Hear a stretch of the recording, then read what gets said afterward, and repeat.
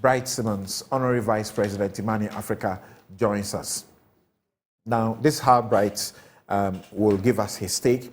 In the next 5 or 6 minutes, he would give us his perspective from where they sit at Imani, and then we would ask him 1 or 2 questions before we move on to the next issue, where he will do another such presentation. Then we ask him a few questions.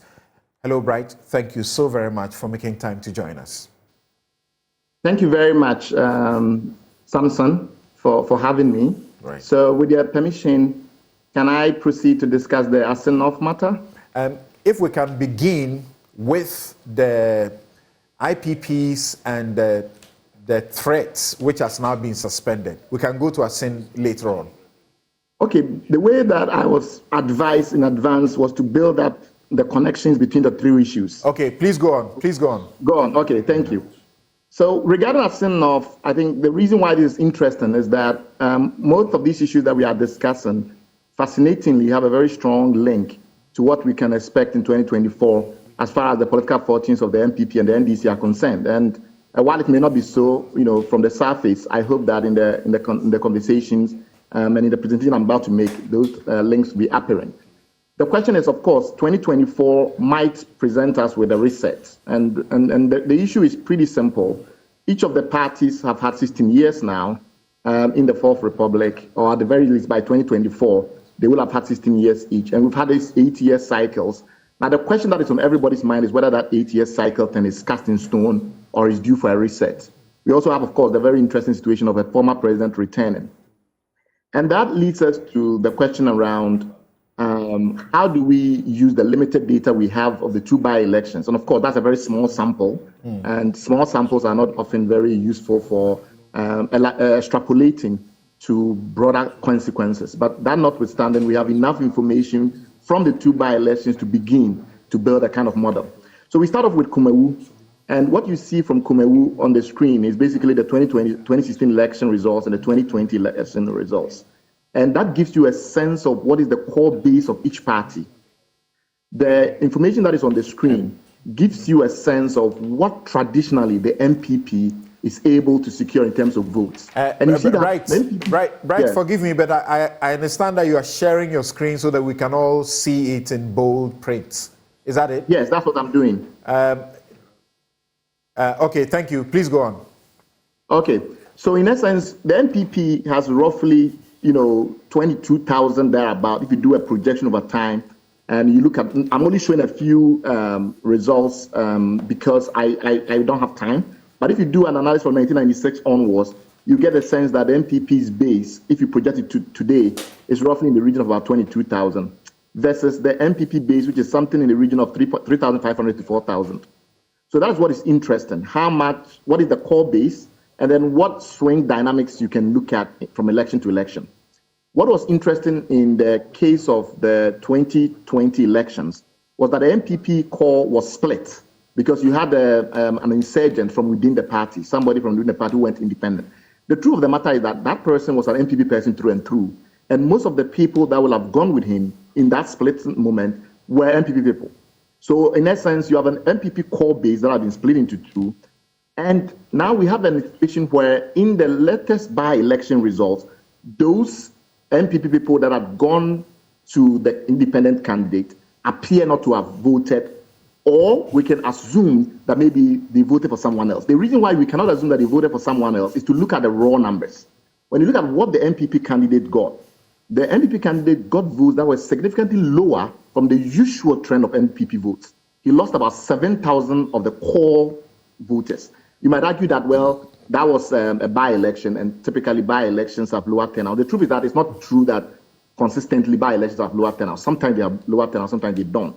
The second issue is that even if you make provision for the possibility that some people did not vote because it's a by-election, you have to then account for why the NDC vote remained within the NDC long-term trend. So it's essentially how come NDC voters are not affected by the notion that it's a by-election and therefore usually turnout is smaller. Of course, overall turnout was not very encouraging, but that is easily and better explained by the fact that NPP voters more likely stayed home than NDC voters. And that fact is very significant because it shows that the NPP is losing some members of its core base, and that the NDC is maintaining a steady core base. When it comes to the swing voters, it's not too apparent from this particular by-election, but that important fact that you had a certain trend over a number of years within Kumewu in terms of how many people can be described as forming part of the NPP core base. And then in this by-election, it turns out that a good number of them did not vote.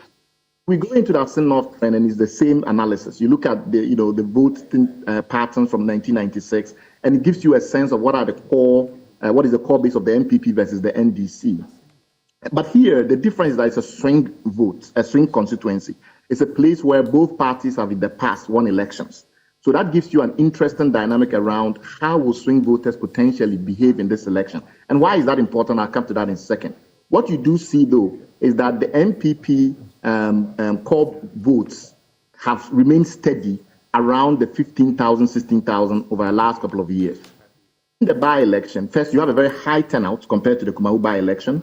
That high turnout shows that the winning candidate managed not only to bring to the vote their core constituency, but they also brought the swing voters out. So that's an important point. The second thing that you also notice is that the NPP actually saw a slight reduction in their core base, and the NDC remained stable. What that is telling us quite clearly is that the NDC is not wowing the swing voters yet. That notwithstanding, their core base is turning out, and therefore they are sustaining their core base. The NPP, on the other hand, appears to be losing their core base in both elections, and that is very significant.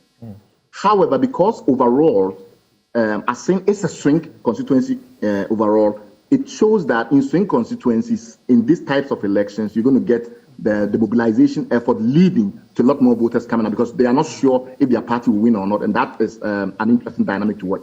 The last point I'll make in respect of the Assin North by-election and its connection to 2024 is that we have to go back and look at the research that has been conducted over the years about swing voter constituency patterns, swing voter patterns in this country. And one of the key things that you realize is that, yes, campaign activity is always very important. How you campaign, how you effectively you do it. And I think NPP in both constituencies seem to have outclassed the NDC when it comes to sheer campaign mobilization. Part of that, I think, is to do with better resource mobilization. They have more money. The challenge, though, is that swing constituencies tend to respond more to economic factors. And because they respond more to economic factors, and here I'm using Afrobarometer data to try and discern how the core versus the swing constituency dynamics tend to work, because they respond more to economic factors, if there are general economic conditions in the country that are negative, the incumbent party, in this case the NPP, will suffer regardless of how well it mobilizes. All of this tells us very clearly that the NPP should already start worrying.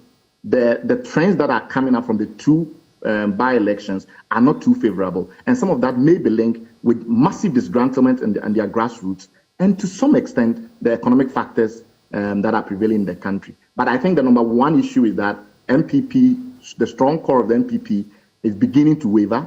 One reason being that NPP constituencies, over time, NPP has benefited more from the swing voting constituency in this country more than the NDC. So in those circumstances, as we have in the coming elections, where economic situations mean that swing voters are more concerned or are more anxious, the NPP might suffer a bit more than the NDC. That's a very interesting examination there and a perspective that you have brought to bear on this. A perspective that I think many have not paid attention. There have been pollsters who have predicted, very terribly the outcome of the Assin North by-election. But this is a very, clear departure from that way of examining the issue.